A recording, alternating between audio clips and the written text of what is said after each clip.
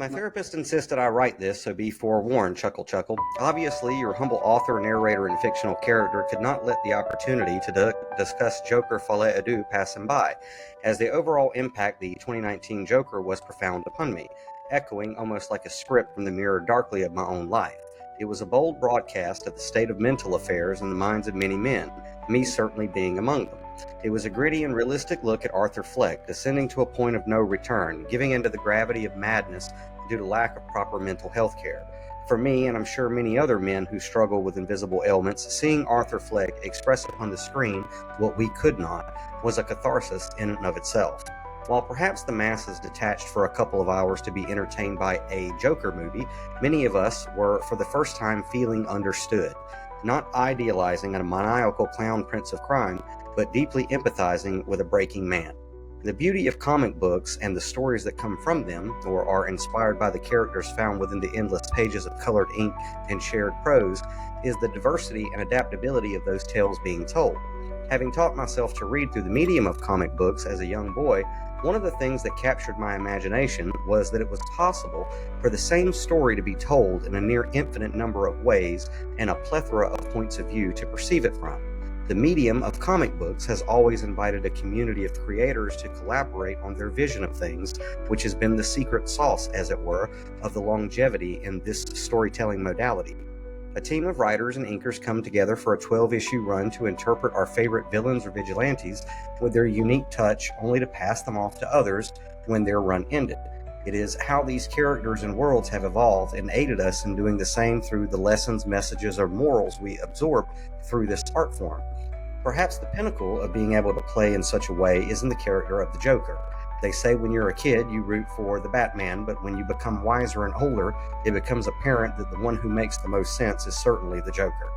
Then there are some of us that saw the Joker's point of view from the moment his white, red, and green visage exploded through our eyes and into our mind. For us, the Joker has never been a character identified as one man or another. The Joker is an idea, a force of nature, a frequency of supersanity that becomes the window for the observer into the world of DC, and is more than aware that his manifestation within the pages of Detective Comics is purely fiction. The Joker is the reader that gives the story life and allows or causes the progression of events for all of the characters within the pages to play out the story wanting to be told. Not there to do good, not there to do evil, rather there to simply have a good time and share a smile or two. Alan Moore's genius interpretation of the medium, the Joker, in which we can enter into these stories is pretty much the definitive script when it comes to any kind of origin story with one line. If I'm going to have a past, I prefer it to be multiple choice. This line from The Killing Joke is not only the very essence of the Joker's purpose, but in my opinion, one that demonstrates an optimum state of mental health that everyone should learn from. The Joker is not set in stone with this diagnosis or that diagnosis due to any concrete past given to him or adopted by him. There is no specific series of traumatic events that lock his state of mind in any quadrant of the DSM to give others the convenience of somewhat understanding that which they aren't capable of. This is why any true fan of the Joker would know that any interpretation of his origin story cannot possibly be his origin story by nature. From the inception of the Joker in DC Comics, he has evolved as generations of readers, writers, and inkers evolve, as he is the window for us into that world. This is why, quite personally, I have enjoyed almost every interpretation of the character that's been portrayed on screen. Romero, Hamill, Nicholson, Ledger, all valid takes on the Joker. I'm one of the few that believes Leto did a brilliant job, most of which was lost at the cutting room floor, sadly. But still, Jared Leto's version to me was a commendable performance of the Joker. And then came Joaquin Phoenix in 2019, who absolutely was never playing the Joker in the first place. And Joker fans knew this the moment there were rumors of the film being a Joker origin story. There was an upfront and honest communication from Todd Phillips that while titled Joker and very loosely based in the world of Gotham City, the last thing they were making was a movie about the Joker. This was well understood before the titles were ever on the screen. No, this was a very serious, uncensored, uncomfortable, difficult-to-watch masterpiece that forced moviegoers to sit down in the feelings of ugliness and for 2 hours experience the horror of poor mental health in men, the awkwardness of living in the skin of someone suffering so much for so long while trudging uphill their entire life. doing the best they can to wear a smile, perhaps bring a smile to others. As a fan of the Joker, I could have cared less about this film.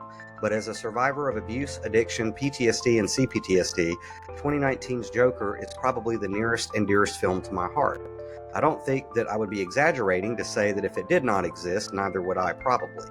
And the timing of when Joker was released for me was an uncanny mirror of horrible events that I had recently gone through in my personal life, but had yet to fully come to terms with. I celebrated Joker as a work of art, not in that it gave me some idol of anarchy to look up to, emulate, or aspire to be like, but rather in the simple fact that in its vivid, horrific depiction of a man whose mind is on fire from suffering one trauma too many, I finally felt as if my story was being told, not in the Joker, in Arthur Fleck.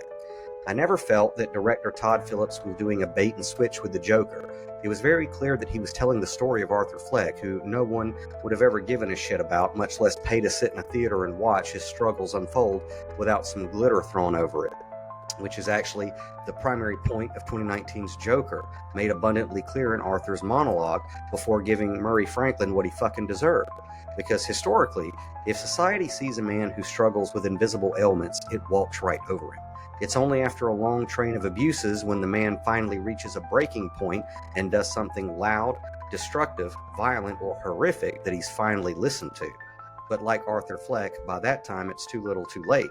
And had it not been for this 2019 film, it very well could have been the same for your humble author, narrator, and fictional character as well.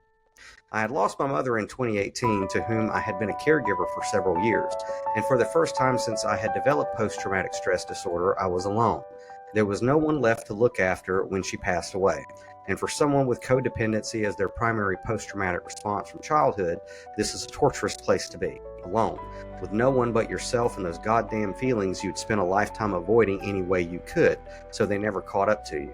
Be it booze or pills or simply telling yourself that maybe after you save the world and everyone in it first, then maybe, just maybe, you would get around to taking care of yourself.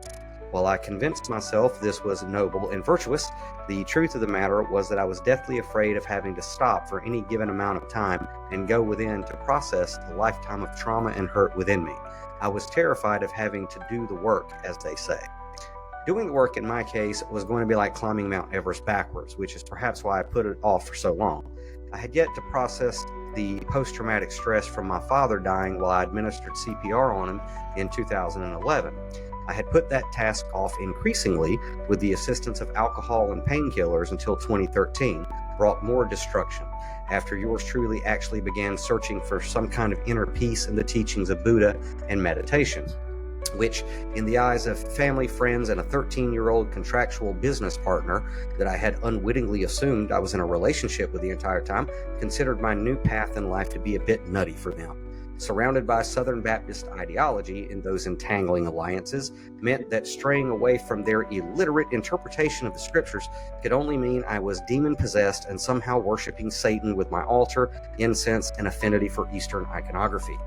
Witch hunts weren't quite enough for those around me to dodge any attempt of understanding PTSD or the change that happens in a traumatized person.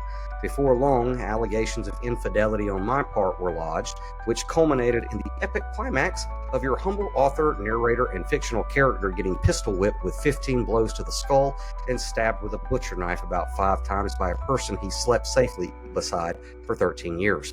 Before the wounds had even clotted, it only took 3 signed statements in front of a Georgia judge that read like a decree from the Spanish Inquisition to have police drag yours truly off to a psychiatric hospital against his will, because thinking reincarnation might be a thing is evidence around these parts of mental instability. Add legal abuse syndrome to the pyre in the mind, then subtract a home, a career, and any opportunity to climb out of the pit that I was sinking down into. Complex post-traumatic stress disorder is unique from PTSD, and that it requires back-to-back traumas that touch on multiple contexts over a period of time, as opposed to the former's one traumatic event in generally one context. From the time of my father's death through the assaulted, battered, systematic stabbing in the skull of my life by the people around me and the institutions they worshiped, CPTSD was silently growing within me. In art, while Arthur Fleck suppressed the worst parts of himself through medication bottles, I was doing the same in life with cheap beer bottles. Doing what I could to doing what I could to publicly put on a happy face and not inconvenience others with the reality of my ever-present negative thoughts, especially in media entanglements, was looking back very much a splitting down the middle of who I was. When the red light of an on-air sign blinked, my clown makeup was perfectly painted. When behind microphones in front of crowds, I was sure to always land the punchlines precisely. But when the show was over, I was in the alleyway kicking trash cans to death as proxy people I had yet to finally snap on. I didn't even have a word for what was going on inside of me, much less any illumination of understanding to do something about it. Therapy was completely out of the question, because after all, what would that do to a reputation of being so strong, right? Nope, rather than seek help, I white-knuckled it until after my mother died beside me, a bookend that emulated the event that left me with PTSD to begin with, now marked with the full onset of CPTSD, which again, I didn't even know existed at the time. So clearly, when I sat down in October of 2019 to watch Todd Phillips' Joker, the nervous jittering of my leg and foot matched that of Joaquin Phoenix with perfect synchronicity. The strained smile stretched beneath the glassy eyes of wrath. Just behind them were micro-expressions I knew all too well, having mastered them myself. The journal pages of woe after woe and scribbles and scrapes were certainly familiar waters to me. Being labeled strange, insane, or weirdo was certainly, like Arthur Fleck, no new phenomenon to me. And the only moments of peace in the day came from the cylindrical ash of a cigarette whose smoke was puffed and chuckled away. 2019's Joker was far less a film to me as it was a mirror. By the conclusion of the film, this fact was obviously quite terrifying for your humble author, narrator, and fictional character. I had yet to cross the threshold of blowing Robert De Niro's brains out, but by the roll of the credits, I was certainly aware that if left unattended, the storm of mental health issues raging within me could in all likelihood make a Joker of me yet. Thankfully, the one thing I did have right at the time was having removed all of the former toxic cast of characters that choked me like quicksand for my whole life. In their stead was a very small circle of people who genuinely did care about me and the struggles I was going through. And in that, a path of recovery was made possible. A safe space was made for me, unlike Arthur Fleck, to be heard as well as vulnerable. And in a society that abandons men with mental health issues and treats them like trash, those things are usually the ones that create an outcome much less grim than 2019's Joker. For many men, like me, Arthur's journey was not merely entertainment, but proof of empathy. His story was the narrative for those of us whose lives had become defined by a series of betrayals, abuses, and the overwhelming silence that surrounds mental illness. Arthur Fleck, at his breaking point, was almost me. He wasn't the Joker. He was just a man who had tried for too long to keep it together, to be normal, to function in a society that expects those who have mental illness to behave as if they didn't. Perhaps many believe the success of the 2019 film was due to its riveting portrayal of a comic book character, but the truth of the matter is it was a fatally accurate depiction of the nightmarish experience that flesh and blood men like me battle every day. Not Todd Phillips, Joaquin Phoenix, nor any other filmmaker that worked on Joker can be thanked or awarded enough for having the courage, dedication, and talent to tell the story of Arthur Fleck. Because for those of us who cherish the movie, it was never about the Joker. To be concluded. For men facing mental health challenges like anxiety, PTSD, CPTSD, or depression, finding relief can feel like an uphill battle. At CannaSense Total Wellness, we understand the power of plant-based medicine to help support mental resilience and provide real relief. For men seeking a natural approach to mental wellness, CannaSense Total Wellness offers relief through trusted plant medicine.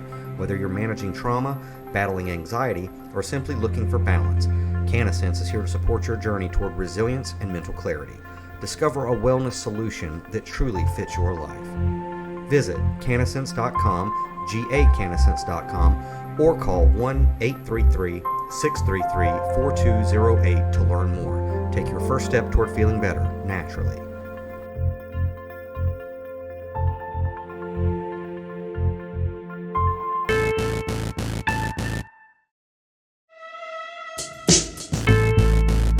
Zen in the car, for the spiritually minded liberty activist on the go. Liketh, shareth, subscribeth. It's what the cool kids do.